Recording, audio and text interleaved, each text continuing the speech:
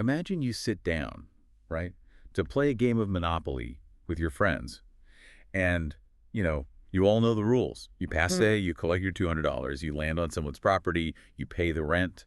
The predictability is literally the whole reason the game functions. yeah, the rule book is it's basically the invisible architecture of the trust at that table. You don't even think about it until it's actually threatened. Right. But then mid-game, the player who owns like the most properties they just close the rule book. They announce that from now on, rent prices are going to be negotiated on the spot based on, I don't know, how they're feeling that day. Right. And maybe they'll just annex one of your properties if they think you're getting a little too powerful, Right. regardless of what the board says. Suddenly, all that foundational trust just evaporates. Yeah. You aren't really playing Monopoly anymore. No, you're playing a game of raw survival. Exactly. It is the absolute definition of a systemic shock.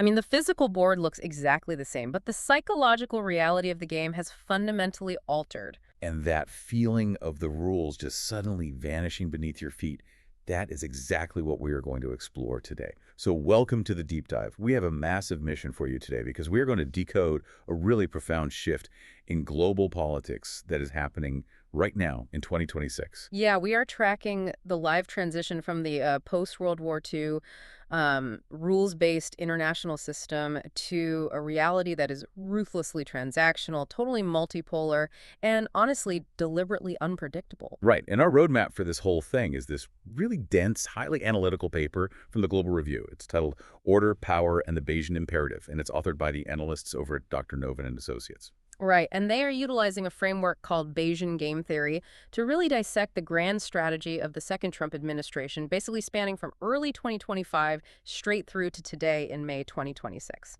Now, right out of the gate, I just want to be crystal clear with you, the listener. Our goal here is not to take a political side. The source material analyzes some highly charged, very current political events involving both left-wing and right-wing figures. Exactly. So we are not endorsing any specific political viewpoint or agenda. Our mission here is strictly analytical. We just want to impartially report on the insights contained in this research and, help you understand the sheer mechanics of this global shift. We want to look under the hood and see how these gears are actually turning. What's fascinating here is that the authors argue this shift goes way beyond political personalities or campaign rhetoric. We are witnessing a structural collapse of how world powers have bargained with each other for 80 years. 80 years. Right. The old assumptions of liberal internationalism, the idea that multilateral institutions like the UN or the WTO guarantee stability, they are being actively dismantled in favor of a model that actually resembles 19th century balance of power politics, but armed with 21st century technology. Okay, let's unpack this because before we dive into the specific flashpoints around the globe, we really need to understand the why. Like, why did this happen? The old rules-based international order, the RBIO, it wasn't built out of charity after 1945. No, not at all. The U.S. built it based on a set of core assumptions. And the biggest one was that bringing your rivals into the global trading system would just naturally liberalize them. The theory was, if China gets rich, China becomes a democracy. Yeah, that was the foundational prior, to use the statistical term. The U.S. basically operated on the belief that economic integration equaled political alignment. Right. And that maintaining this massive unconditional network of global alliances was always a net positive for American security. But the reality of the last 2 decades delivered severe informational shocks to those beliefs. Huge shocks. I mean, China successfully integrated into the global market, extracting immense wealth and technological capability, all while actually centralizing authoritarian control. And Russia completely bypassed institutional deterrence, using just brute military force to rewrite territorial boundaries in Europe. And then you add to that the domestic shock. Yeah. I mean, the U.S. is facing a staggering fiscal reality, reaching $38.5 trillion in national debt by mid-2026. You literally just cannot fund a global, unconditional security umbrella when the math looks like that. You can't. And this is where the Bayesian concept from the paper's title becomes so critical. In Bayesian game theory, actors do not have fixed, rigid strategies. Right. They continuously update their internal models based on new evidence. So the U.S. essentially looked at the evidence, China's trajectory, Russia's aggression, its own emptying treasury, and mathematically updated its strategy. The new model abandons universal rules and prioritizes transactional bargaining and raw spheres of influence. Okay, but wait, I have to push back here. Is this actually A calculated mathematical Bayesian grand strategy. Because if you look at the headlines, it often just looks like policy incoherence. It looks like unpredictability masquerading as high-level game theory just to justify, well, a lack of an actual plan. Yeah, and that tension is central to the entire analysis.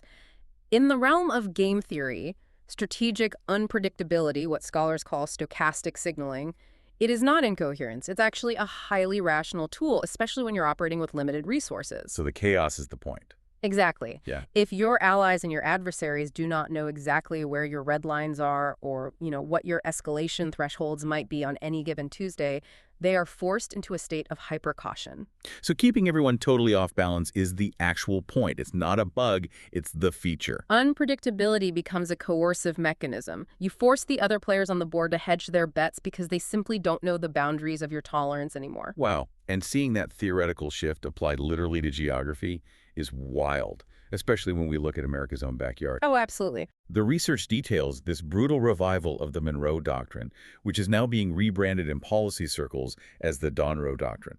And the concept is that the Western Hemisphere is no longer just a region of neighbors. It is an exclusive, highly fortified American strategic sanctuary. And they established the seriousness of that sanctuary very early on. I mean, the pivotal event here is Operation Absolute Resolve on January 3, 2026. Right, the Venezuela operation. Yeah. U.S. military and federal law enforcement executed an unprecedented operation in Caracas, physically capturing Venezuelan President Nicolas Maduro and transferring him to New York to face criminal proceedings. Which completely shatters the post-Cold War norms of international sovereignty. It's like turning the entire Western Hemisphere into a massive gated community where Washington holds the only set of keys. Right. I mean, they are actively tearing up Chinese infrastructure and mining deals in Latin America and absolutely rejecting any Russian naval or strategic presence. If we connect this to the bigger picture, Operation Absolute Resolve was the ultimate stochastic signal.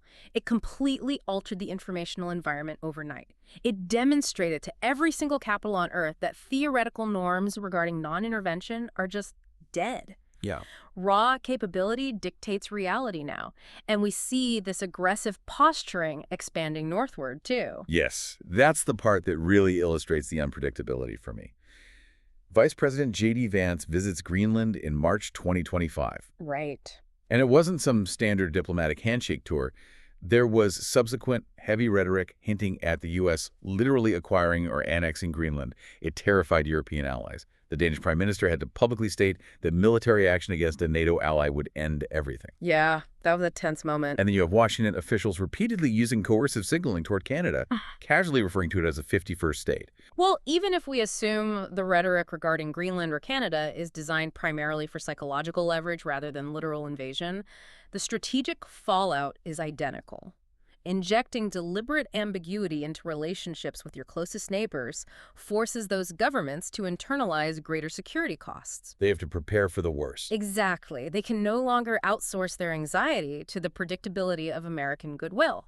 So if the U.S. is acting like a volatile landlord in its own neighborhood, how does that same unpredictable signaling play out with tenants who have been loyal for 80 years? Because I'm looking at NATO. Right. The source material describes a total transformation of the transatlantic alliance. It used to be an ironclad, unconditional guarantee. An attack on one is an attack on all.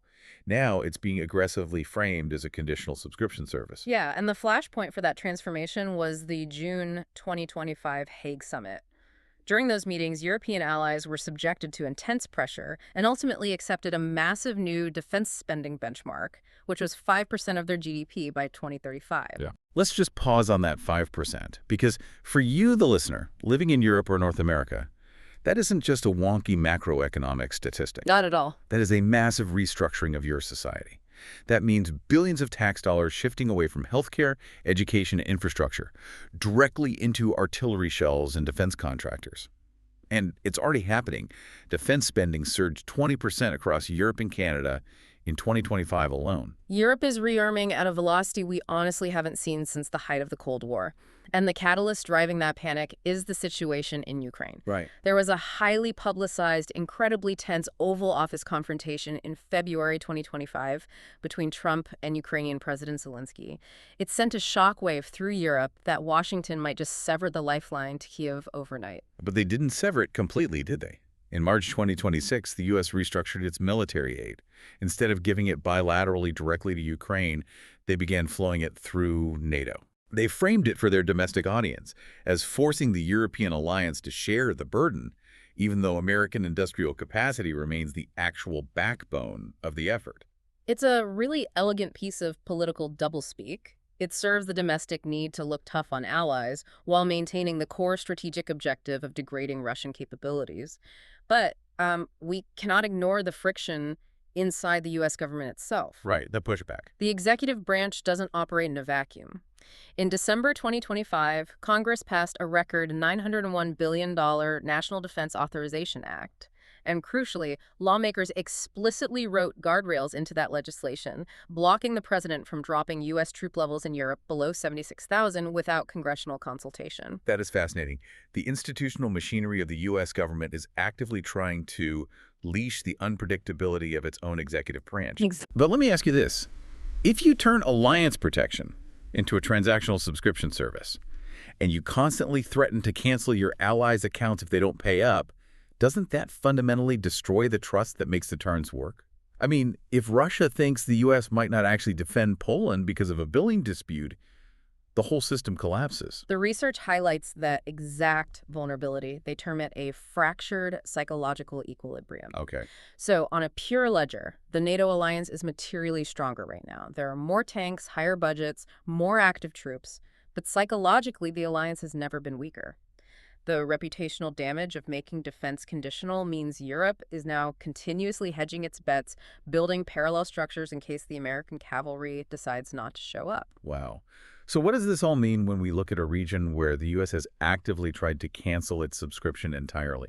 I'm talking about the Middle East. It's like trying to cancel a gym membership. Right. Washington wants out. They hit the unsubscribe button. They try to burden shift regional security onto Israel and the Gulf monarchies. But then a crisis happens, and they are suddenly locked into another 12-month contract of carrier strike groups. The contradiction between intent and reality in the Middle East is just glaring.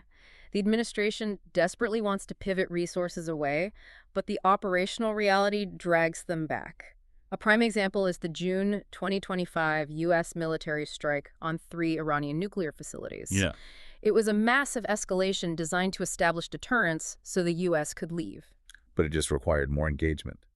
By May 2026, Vice President Vance is delivering ultimatums, stating the ball is now in Iran's court, trying to strong-arm a 20-year suspension of uranium enrichment without triggering a regional war. Right. They even brokered rare, direct talks between Lebanon and Israel and Washington, but those were instantly bottlenecked by Hezbollah and Iranian influence. Game theorists call this a Bayesian trap. When a dominant power signals a desire to withdraw, it creates a perceived vacuum. Adversaries update their expectations. They see a closing window of American presence, so they aggressively test the new boundaries to secure territory or influence before the new order settles.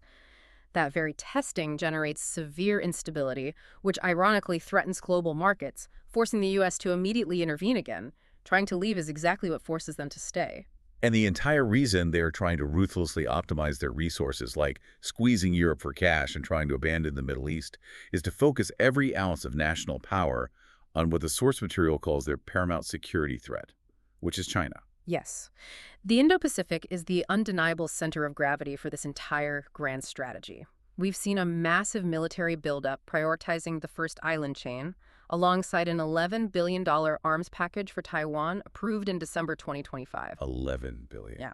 It is a textbook strategy of deterrence by denial, making the physical cost of a Beijing invasion so horrific that it becomes mathematically unthinkable. But the military standoff is almost overshadowed by the sheer brutality of the economic war. And this isn't just tweaking trade deals. The U.S. hit Chinese goods, with tariffs averaging 47.5%. China retaliated with a vengeance, slapping 125% tariffs on American products and choking off the export of vital rare earth minerals. It was brutal. The immediate fallout was devastating. U.S. soybean exports to China plummeted by 75% in 2025 alone. That is, entire farming communities in the U.S. facing financial ruin to serve a geopolitical signaling strategy. The sheer pain of that economic disruption proves something vital, though: the profound mutual vulnerability of both nations. The damage was so reciprocal that it forced a temporary pause. The truce. Yeah. Exactly. At the October 2025 APEC summit, we saw the Busan Truce.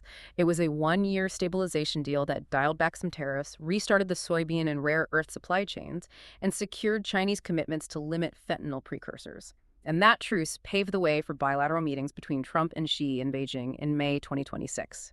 But here is a massive twist that I think exposes the limit of this whole theory. In February 2026, the U.S. Supreme Court stepped in and actually invalidated some of the president's sweeping tariffs that were imposed under emergency economic powers. Right, under the IEPA. Yeah. They essentially told the executive branch, you don't have the authority to do this, forcing them to scramble for alternative trade laws. So if the Supreme Court can just strike down your economic weapons, doesn't that totally puncture the bluff? How can you play a game of unpredictable stochastic signaling if your own domestic courts can just take your cards away? It drastically complicates the execution, that's for sure. Domestic constitutional checks and balances are the single greatest source of friction for a strategy that demands total executive agility. Yeah. Furthermore, the administration is running headfirst into a reality the researchers call adversarial interdependence. A complete, clean economic decoupling between the U.S. and China is a fantasy. Why is that? Because the U.S. defense industrial base, the very factories building the weapons to deter China, desperately needs Chinese rare earth minerals to function. Conversely, China desperately needs American consumer demand to prevent domestic economic collapse. They are locked in a bitter rivalry, but they are handcuffed together. Wow. Which brings us to the ultimate question of this deep dive. We've mapped out the U.S., China, Russia, and Europe. But what does the rest of the planet do when the two biggest titans are locked in this adversarial cage match and the old rulebook has been tossed in the incinerator? Well, according to the data, they adapt fast. Yeah. The world is reorganizing into a U.S.-China bipolar core within a much broader multipolar environment. Right, because consider the sheer gravity of this economic shift. By 2026, the BRICS plus nations represent roughly 45% of the global GDP. Right. We are seeing major middle powers, India, Brazil, Saudi Arabia, Indonesia, flat out refusing to pick a side. Exactly. They are executing a strategy of managed hedging. They will gladly buy American weapons for their security while simultaneously integrating their digital and energy economies with China. And the sentiment is shifting. I mean, a 2026 Southeast Asia survey showed that, for the first time, a narrow majority of respondents said if a gun were put to their head and they had to choose, they would align with China over the U.S. That is a seismic shift in geopolitical gravity. It really is. And here's where it gets really interesting for you, the listener. Because this isn't abstract international relations theory. The Amundi Research Center calls this the Great Diversification. Governments and private corporations are frantically diversifying their supply chains, their currency reserves, and their security partnerships. They are completely abandoning the old corporate gospel of efficiency and replacing it with resilience. It is no longer about finding the cheapest place to build a microchip. It's about finding the safest place to build it, even if it costs twice as much. Exactly. When you go to the store and notice prices fluctuating wildly, or you see manufacturing jobs springing up in countries that weren't industrialized a decade ago, you are watching Bayesian game theory ripple into your daily life. Global business is rewiring itself to survive in a world where economic efficiency has been sacrificed on the altar of national security. This raises an important question, though, and perhaps the most dangerous unresolved issue in the research. Okay, what's that? If international relations are reduced to a zero-sum transactional cage match, how does humanity coordinate on massive borderless crises? How does the G20 manage the next global pandemic or mitigate catastrophic climate change when economic cooperation itself has been weaponized? That is a terrifying thought. When every solar panel or vaccine patent is viewed strictly as a military advantage, traditional multilateral problem-solving completely disintegrates. So to bring all these threads together, what we've decoded today is that the universal, predictable, rules-based world you might have grown up in is over. We have entered a fragmented era defined by rigid spheres of influence, highly transactional pay-to-play alliances, and a dangerous game of probabilistic deterrence where global superpowers are essentially guessing each other's next move. It is a system built by design on strategic unpredictability. I'd leave you with a final, rather sobering variable to ponder. If global stability now rests on ambiguous signaling, high-stakes hedging, and intentional unpredictability between rational human leaders, Yeah. what happens when a non-state actor enters that delicate equation? Or a rogue AI system integrated into a military network? In a world that has proudly thrown away the rulebook and erased its clear red lines, an AI misinterpreting an ambiguous signal wouldn't just be a glitch. It could instantly ignite a catastrophic conflict that no human being actually intended to start. Oh, wow. It brings us right back to that Monopoly game. Yeah. If no one knows what the rules are anymore, and everyone is aggressively negotiating based on raw, unpredictable power, all it takes is one player misreading a look across the table for the whole board to get flipped over. Exactly. It is a highly tense reality, but understanding the mechanics behind these decisions is the very first step to navigating them. Thank you for joining us for this deep dive. Keep questioning the evolving world around you, keep looking for the why behind the headlines, and we will catch you next time.